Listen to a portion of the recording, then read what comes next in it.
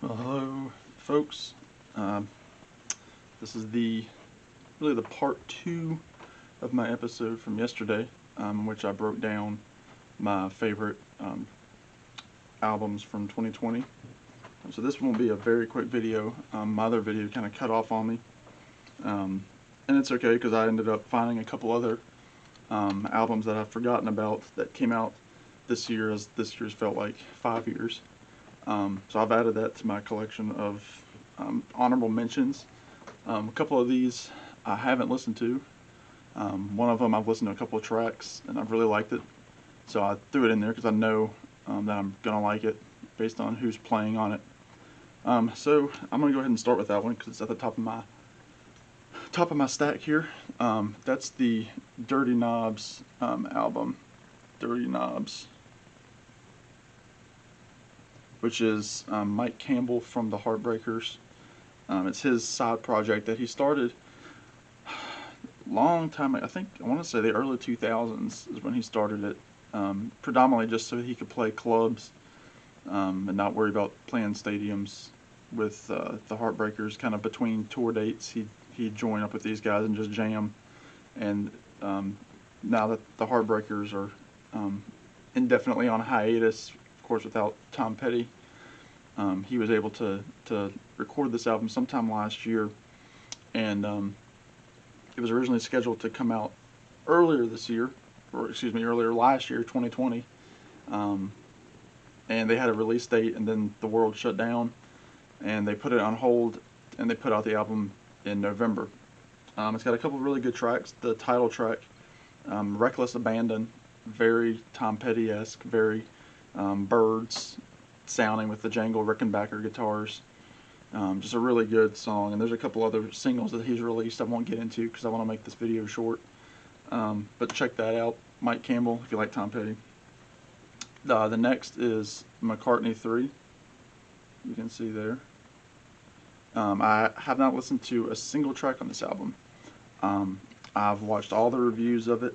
I've seen the trailer for it that came out on YouTube shortly before it was released. I'm hearing great things about it. I liked his previous effort, Egypt Station, okay. It was about 50-50 in terms of songs that I'd want to go back and actually listen to on their own. But I'm hearing really good things about this from some of the guys that I watch and listen to. So I'm excited to put this in. There's another Christmas present that I just haven't gotten around to listening to. Alright, so these last three I did listen to several times, and I like all three. And actually one of them probably could have made my my list of best albums. Actually, I'll go ahead and show that one first. This is an artist that I like, Pokey LaFarge. He is originally based out of St. Louis, and the name of this album is called Rock Bottom Rhapsody. It's not really a concept album, but it does have some musical themes that go throughout it. There's a couple of instrumental tracks that kind of weave like overture type music where it plays songs that you've that are coming later on in the album, and then it closes with a reprise of the very first opening track, and it's just really good. It's not really music I can really describe in terms of how it sounds. To give you an idea, when he started, he had his trio called the South City Three that played like old 1920s style not even ragtime. It's almost, there's a little bit of Hank Williams Sr. in it, some Bob Wills, some swing kind of music to it. He's really progressed. His last album before this one really had some 1950s style like rockabilly, and this kind of follows along in that path. It's got some country themes to it. It's got some strings, almost like movie score like. So if you like that type of music, definitely check out Pokey LaFarge, and then go back into his catalog and listen to some of his earlier stuff where he has just that old American music feel, kind of Scott Joplin style. The next one is Springsteen, Letter to You. You can see there.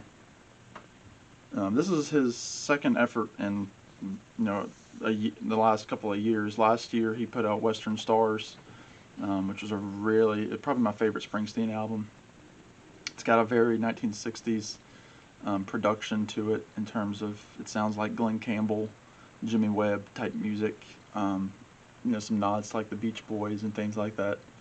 This album, he goes back with the E Street Band. They recorded it, I want to say last year, shortly after Western Stars was released. He reunited with the E Street Band. He had gone through a time where he was afraid that he couldn't write music for the E Street Band anymore. He didn't know how to write E Street music. But he knocked this one out. I mean, there's some really, really good songs on it. A couple off the top of my head. The title track, Letter to You, is a great song. Janie Needs a Shooter is a good song. And another good one is If I Was the Priest. That dates back to the 70s, I believe, from his first album. Just one that was kind of buried with time, and he pulled it back out for this and did some touch-ups to it, and it's really just a good story song. What keeps this off of my list, though, there's a couple of songs. I know House of a Thousand Guitars is one that's just, I don't think it's very good. It might go a little bit long, the whole album.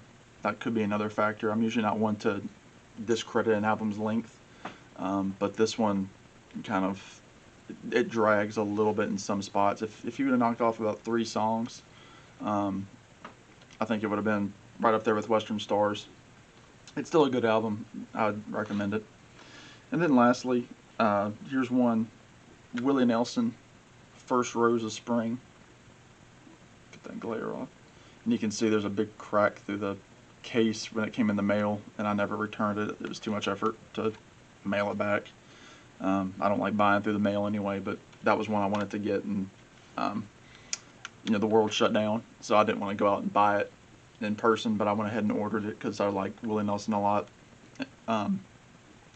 This was a good one. It's another album that was originally scheduled for an earlier release around the time of his birthday, which is kind of how he's done things the last few years. Is you can expect a new Willie Nelson album around the time of his birthday, and then The World, we know the story. And he put this out a little bit later on last year. It's got some really good covers on it. We Are the Cowboys is a good one. I'm the Only Hill My Mama Ever Raised is another fun one. There's a Don't Let the Old Man In. That's probably the best song on the album. It was written by Toby Keith, who of course Willie collaborated with on Beer for My Horses back in the early 2000s. That was a big hit for both of them. So that song was really touching, especially with Willie now in his mid-80s singing it. It's a good album. If you like Willie Nelson, give it a listen, or country music, I'd recommend giving it a listen. But anyway, those are some albums that didn't quite make my top of my list. Like I said, I'd probably add Pokey if I was to go back and redo that list. But the others, my best albums are here. These are just under it. So I still recommend all the ones I just showed. So I look forward to hearing what you have to say. If you know any of those albums, if you are looking forward to anything by those artists coming up, let me know.